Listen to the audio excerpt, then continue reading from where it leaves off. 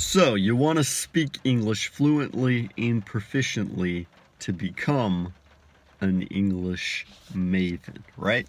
Let's talk a little bit about the word maven, what it means, how you can become one, and what I've observed over my best English students from the past 20 some years.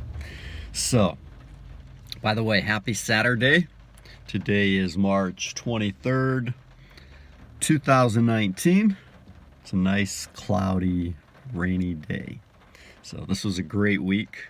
I hope yours was a good, productive week as well. Hope you have a good, relaxing weekend and do something fun, right? So real quick, just before we get started, classes are starting up here in a little bit. So let's talk about being a maven. What does the word maven mean? Let's define that first.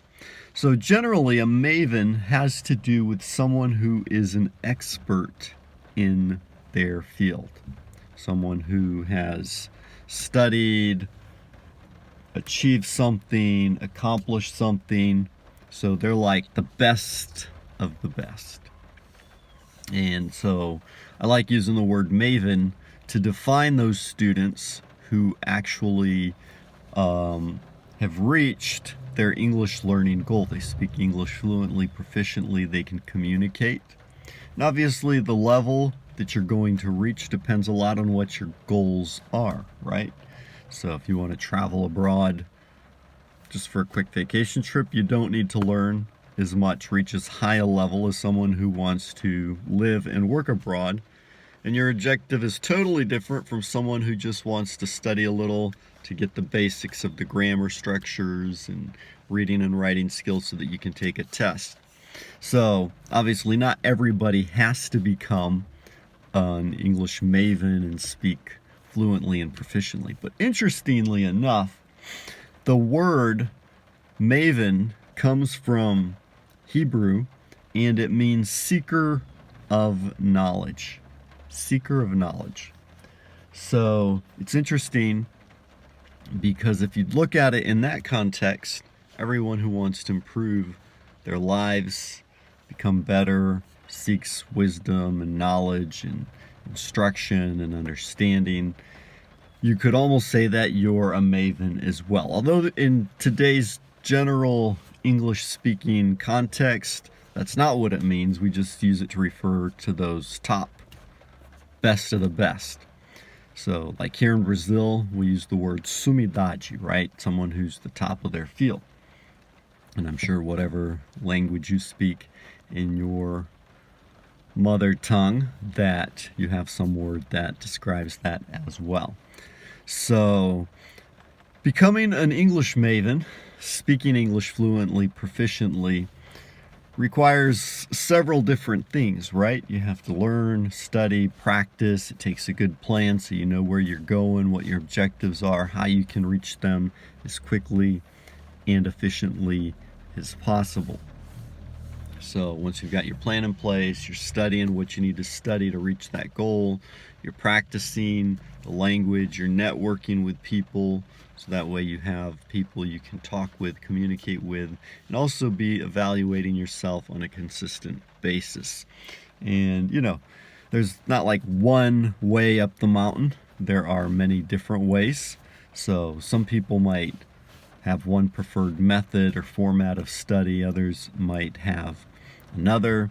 Some of the mavens that I've worked with over the years, one guy, he learned English by listening to music, you know, that was his preferred method. I think language is culture. So for you to want to learn the language, to have the motivation to learn, then, you know, you have to like something about the culture, something that brings you in contact with the language. So if you like music, listen to music. That'll give you a motive to study. I met a guy who learned English simply by playing video games. He liked the video games. The video games were all in English, so he had to study English to learn, you know, to be able to read what was on the screen and to be able to talk with other people that he wanted to speak with. So You know, most of you who are watching this video probably already speak. Obviously, you understand what I'm saying, right?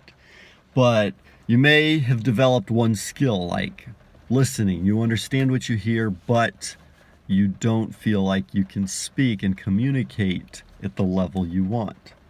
Others may understand what you read, but you don't understand what you listen to, or you don't know how to write. So these are just skills that you need to develop. So it's important to, we talk a lot about having a plan, knowing where your current level is, where you want to go, and then creating an action plan to reach that.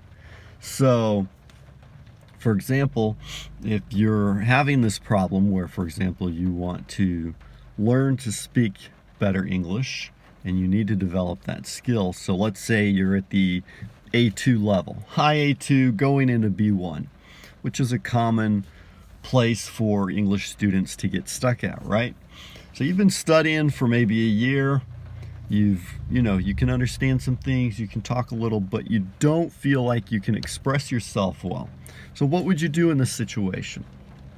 First of all, you need to keep increasing your vocabulary. Number one, always, always, always, no matter what your level of English, you need to increase your vocabulary. So you need to learn new words, what those words mean, how to use them, how to structure them, grammar, right?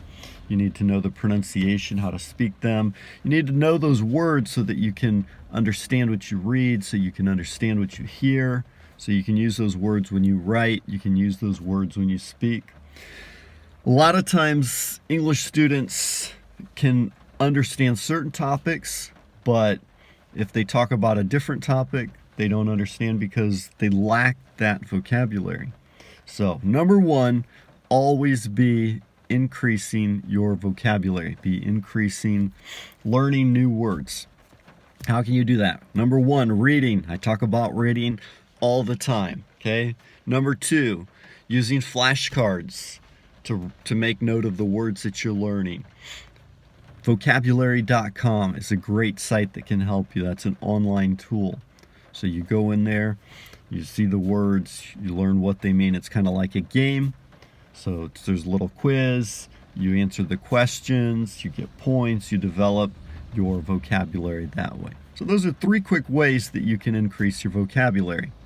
Second thing you need to do is practice using those words that you're learning. You have to go out and practice them the way you want. If you want to be able to speak, you have to practice speaking. So find people to speak to.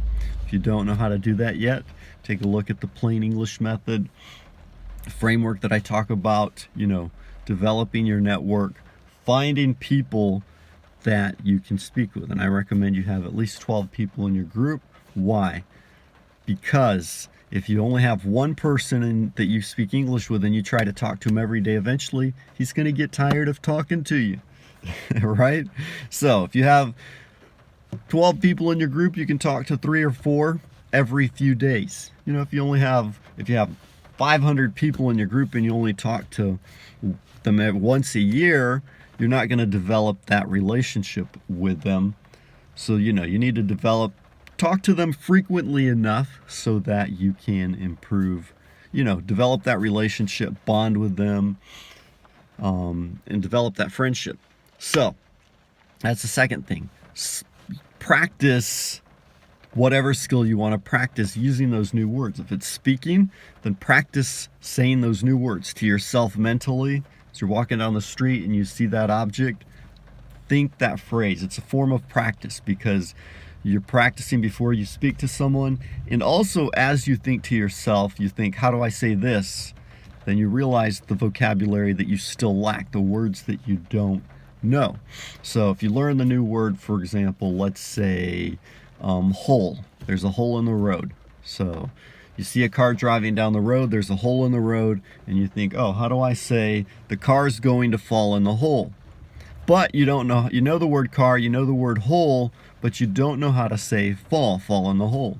So then you make note of that, and then when you get back home, get to where your dictionary is or whatever, you can look up the words that you still don't know. So thinking is a good way to practice That's all it is. It's just a way to practice carrying on dialogues in your head, imagining how you would say things. So when you go to speak to someone, you already have practiced those structures and formats. If you want to practice your writing, then practice using those words in writing. I recommend you practice all the skills all the time. That's part of the integrated learning system, making sure that you're constantly and consistently improving in all those areas, increasing your vocabulary, practicing the grammar structures, sentence structures, practicing your pronunciation, reading, writing, listening, speaking, and learning new idiomatic expressions as well. So consistently be developing all 8 of those skills, the primary skills, the sub skills. But even if you only have one goal, I just want to focus on this because I'm going to take a test 6 months from now. Okay, so practice on that. If your goal isn't to be a fluent speaker, no problem. You're not obligated to. But most people I know, most students I know want to be fluent communicators, be able to speak well. So it takes practice. I know people hate that word, right? You just want to wake up tomorrow, somebody wave their magic wand over your head so you can speak English, insert that chip in the back of your head so you can speak fluent English. But unfortunately, we haven't come to that point yet, at least not that I know of. So you're going to have to practice, be consistent, develop those skills. So learn new words, go out and talk with people. Practice using those words. Talk about that topic. If you're talking about you study architecture, you're learning words related to architecture, talk to your architecture friends. So practice using those words, talking about them, whatever you're studying, teach other people because teaching will also help you. So consistently be developing, improving until you reach the point that you want of becoming a fluent and proficient English major. Okay, so y'all have a great day. Catch you later, and bye-bye.